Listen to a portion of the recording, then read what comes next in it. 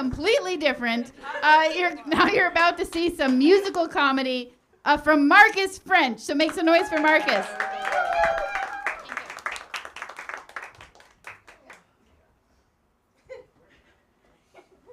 All right, thanks. Let's hear it for Kristen.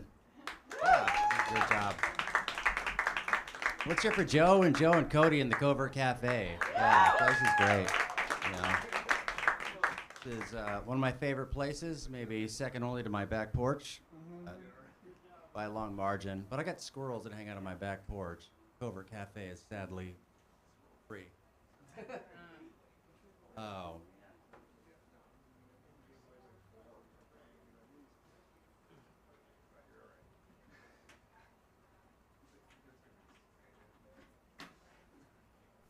Right, how we doing? Good. Down? You guys hear my guitar okay?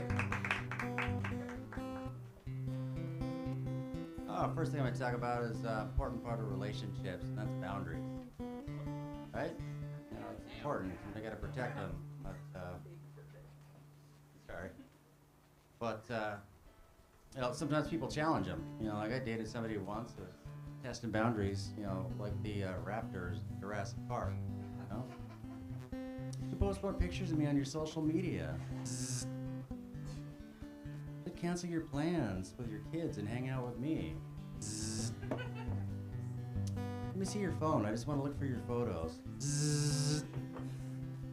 But there's one boundary I never thought that I'd really have to defend. I was surprised by multiple times.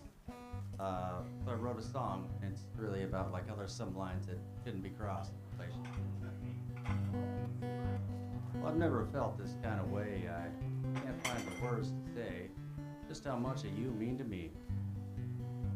My heart feels like the rising sun or wild horses on the run, because our love has set me free.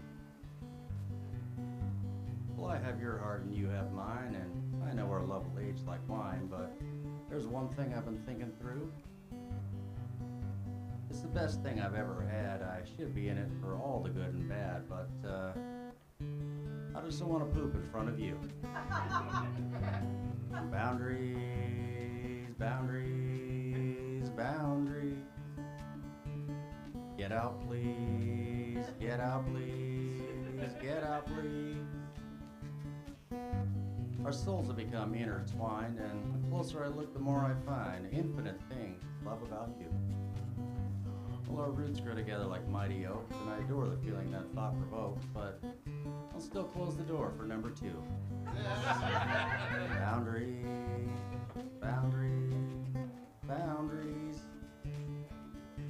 That sound carries, the sound carries, that sound carries. Our harmony was a mystery that with time becomes our history as we travel to our eternal rendezvous. I know we'll always be together, traveling on the edge of forever, but I just need to be alone when I poo. Boundaries, boundaries, boundaries. Spray Febreze, spray Febreze, spray Febreze. Thank you, yeah. There's some singing along, I love it. Yeah, that's good stuff.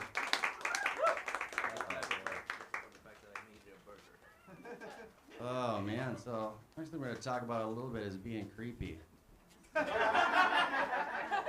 I mean, at least all the men in the room, we've been there, and probably some of the women too. You know, it happens.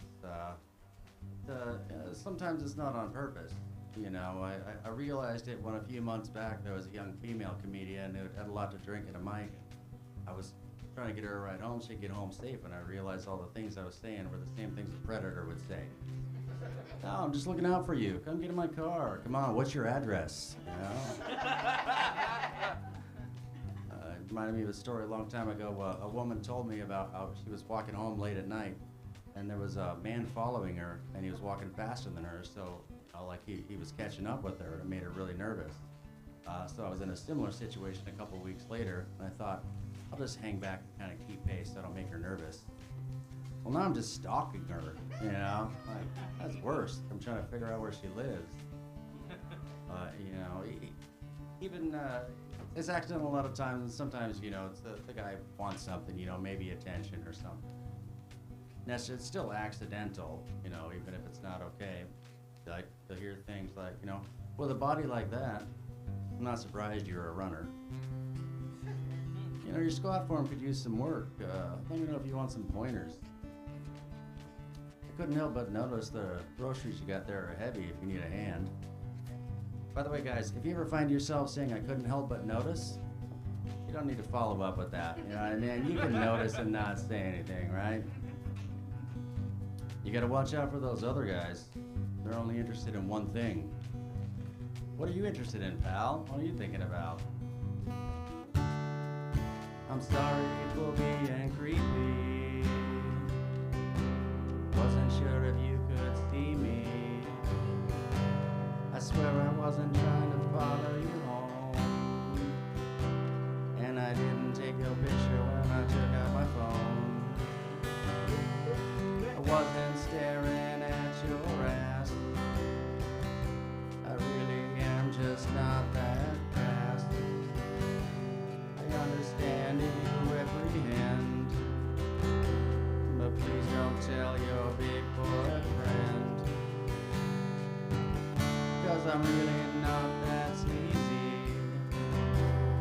just accidentally creepy. Thank you.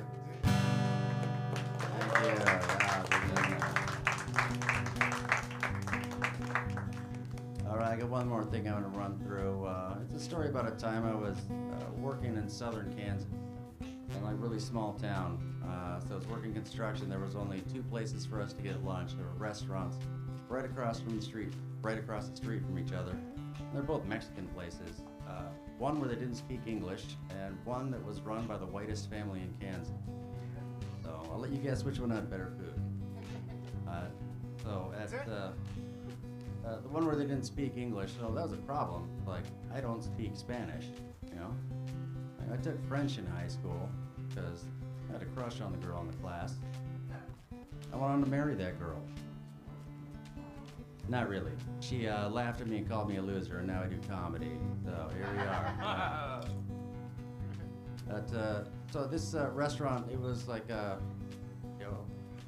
counter-style cafe, so that the menu was like the old letterboard kind of above where you order at the counter, with the letters that you put into place. And I decided since I couldn't ask questions, I didn't know all the menu items. I just started at the top of the menu and ordered my way down. I was working there for a while. So, started out like, hola, uno burrito, por favor. Next day was, hola, uno enchilada, por favor. Next day, hola, uno quesadilla, por favor. It was going pretty good. The food was all right, getting along with them. But ran into a snag the next day. Went in and said, hola, uno con queso, por favor. And the woman behind the counter said, ¿qué? I said, sorry, uno que queso, por favor. And she said, quesadilla con queso?